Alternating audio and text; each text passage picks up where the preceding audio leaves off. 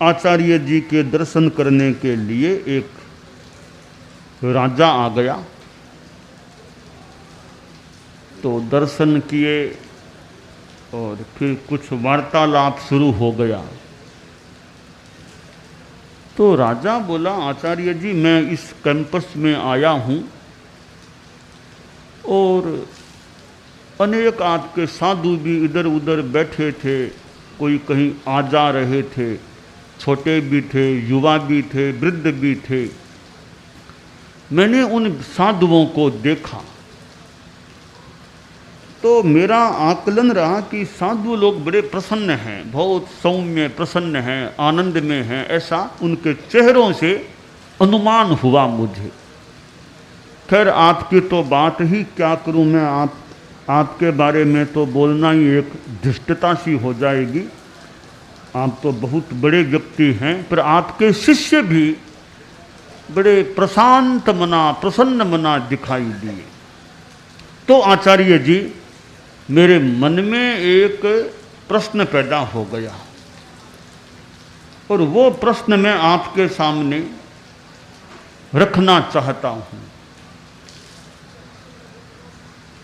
उसके लिए थोड़ा मुझे एकांत स्थान चाहिए। तो आचार्य जी ने भी अपने कुछ साधुओं को दूर कर दिया, राजा ने अपने साथ वाले कुछ सेवकों आदि को दूर कर दिया।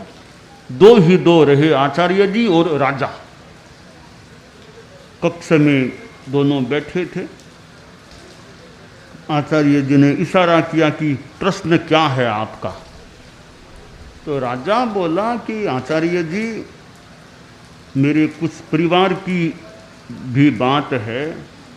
मैंने आपके साधुओं को देखा, बड़े बड़े प्रसन्न दिखाई दिए, शांति में दिखाई दिए, और मुझे ये भी जानकारी मिल गई थी कि आप लोग, आपके साधु तो कठोर जीवन जीने वाले हैं। पैदल यात्रा, गर्मी में भी रात को पानी भी नहीं पीना, और भी कई बातें अहिंसा की आदि की मुझे जानकारी में प्राप्त हुई। तो मैं बड़ा प्रभावित हुआ कि इतना कठोर जीने वाले ये लोग, साधु लोग कितने प्रसन्न हैं। अब प्रश्न पैदा यह हुआ कि मेरे 3 राजकुमार हैं। यह मेरी व्यक्तिगत बात आ रही आचार्य जी, परिवार की बात है। तीनों राजकुमारों को मैंने जितनी सुविधाएं सुलभ हैं प्राप्त, सब सुविधाएं दे रखी है, कोई कमी नहीं है। तीनों की अपने अपने अलग बढ़िया मकान हैं, जो भी सुविधाएं हैं सब दे रखी है, जितनी हमारे राज्य में है सब दे दी, कोई कमी नहीं रखी मैंने।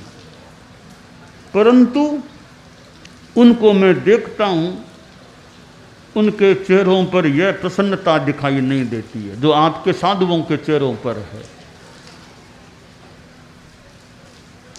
तो मेरे मन में आता है कि भी इतना कठोर जीवन जीने वाले ये साधु इतने प्रसन्न हैं, और मेरे राजकुमार इतनी सुविधाओं को भोगने वाले वो इतने प्रसन्न दिखाई नहीं देते। इसका कारण क्या है, यह मैं आपसे जानना चाहूँगा। आप ज्ञानी पुरुष हैं, तो इसका समाधान आप देने की कृपा करें। आचार्य जी ने कहा, राजन, यह प्रसन्नता और शांति का सुविधा से ज़्यादा संबंध नहीं है। मेरे साधु हैं, शिष्य हैं, भिक्षु हैं, ये वर्तमान में जीने वाले हैं, संतोष का जीवन जीने वाले हैं। कठोरता को इन्होंने आत्मसात कर लिया है। आराम से पैदल चलते हैं, रात को कोई पानी की बात नहीं होती है, प्यास लगती है तो भी पानी नहीं पीते हैं, यह नियम है इनका। और भी कई कठोरता की बातें हैं, धरती पर नीचे सो जाते हैं। परंतु साधना है, संतोष है, समता है, त्याग है। ये त्याग है, वहाँ शांति है। त्यागात् शांति रवाक्यते, त्याग से शांति प्राप्त हो जाती है। आपके जो राजकुमार हैं उनमें वो संयम त्याग वाली बात नहीं है, उनमें संतोष नहीं है। राजन, मुझे भी जानकारी है, आपसे पूछ भी लूं, आपके राजकुमारों में तो अभी उत्तराधिकार की दौड़ लगी हुई, उत्तराधिकार किसको मिलेगा, इसकी दौड़ में लगे हुए हैं वे तो। एक दूसरे की बुराई भी करते हैं, सब उम्मीदवार हैं उत्तराधिकार पाने के। राजा बोला, महाराज आप ठीक कह रहे हैं, अभी तो यही चल रहा है मेरे यहाँ तो उनको शांति मिले कैसे, इतनी लालसा है तो शांति मिलने में बाधा। मेरे भिक्षु हैं आत्मतोष में रहने वाले, लालसा से मुक्त रहने वाले और वर्तमान में जीने वाले। कल क्या मिलेगा भिक्षा में इनको चिंता नहीं है, कल क्या मिलेगा खाने को भिक्षा में इसकी चिंता नहीं करते सामान्यतया। आज जो मिल गया बस उसी में संतुष्ट हैं। वो एक सेठ था, आचार्य जी ने कहा एक सेठ था कि वो बहुत चिंताएं करता, यह करूँगा, मेरे ये बेटा होगा, पोता होगा, यह करना फिर यह करना, और वो चिंता की उधेड़ बुन में रहता। तो सेठानी थी, उसने सोचा ये सेठ जी इतनी चिंता तनाव में रहते हैं, कुछ इनको शांति से जीना चाहिए। इतनी आगे की चिंता चिंता चिंता, ठीक है चिंतन तो कर लो, चिंता बहुत करते हैं, इनको बोध मिलना चाहिए। तो सेठ जी से कहा कि यहाँ एक आश्रम है बाबाओं का, सन्यासियों का, आज आप कुछ अपने घर से भिक्षा टिफिन ले जाओ, बाबा को भिक्षा दो, हमारे घर की ओर से भी कुछ भिक्षा हो जाएगी, बाबाओं को दान हो जाएगा। तो ठीक है, सेठानी ने टिफिन तैयार कर दिया, जो भी रोटी साग मिठाई जो टिफिन बना दिया, ये ले जाओ आप। सेठ लेकर गया तो सन्यासियों का जो मुखिया था उनके पास गया कि महाराज जी ये भिक्षा लो आप लोग। तो सन्यासी मुखिया था, बोला सेठ साहब अब आज का भोजन तो हो गया, एक बार ही हम खाना खाते हैं, आज का हम सब ने खाना आहार कर लिया है, अब तो नहीं लेंगे। कहा महाराज जी कल काम बादाम आदि मेवा है, कल आगे काम आ जाएगा, आप कुछ तो ले लो, इतनी दूर से लेकर आया हूँ। बाबा बोले कल के लिए हम आज लेंगे, लेते नहीं, हम तो कल की चिंता आज नहीं करते, कल खा लेंगे बादाम मेवा तो आज लेके रख ले, ऐसा नहीं करते। आज जितना लेना था वो ले लिया, कल के लिए संग्रह नहीं करते हम, असंग्रही जीवन है। अब कुछ तो देखो भी, हमारा नियम है भोजन हो गया दोपहर का, अब शाम को खाना खाना नहीं है, अब तो कल ही खाने की बात है, कल की चिंता करते नहीं है, आज खाना सो खा लिया, कुछ तो नहीं, हम कुछ भी नहीं ले सकते। सेठ वापिस आ गया, टिफिन जैसा का तैसा है, और बोला सेठानी से कि वो तो लेते नहीं है, खाना खा लिया आज का तो कल के लिए लेते नहीं।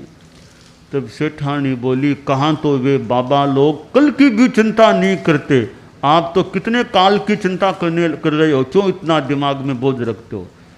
अब सेठ को लगा रे मुझे बोध देने के लिए भेजा था कि इतनी चिंता क्यों करते हो। तो साधु जिसको चिंता न हो, फिक्र नहीं, तनाव नहीं, कल की भी चिंता नहीं, कल की चिंता करे ने मुनिवर, ओ सुख दुख रो लेखो। सात सात पीढ़ारी चिंता, घर गृहस्थ देखो, सात सात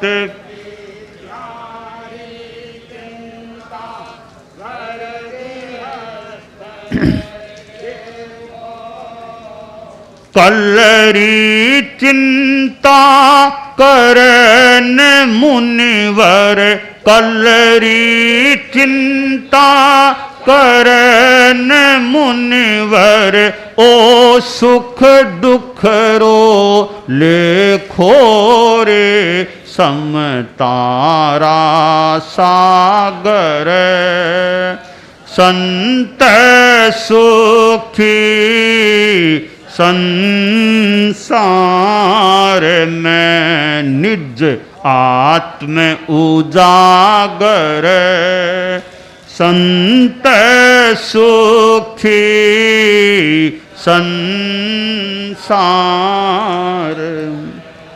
तो शांति के लिए त्याग संयम जीवन में होता है तो शांति अच्छी रह सकती है, आत्मा भी निर्मल रह सकती है।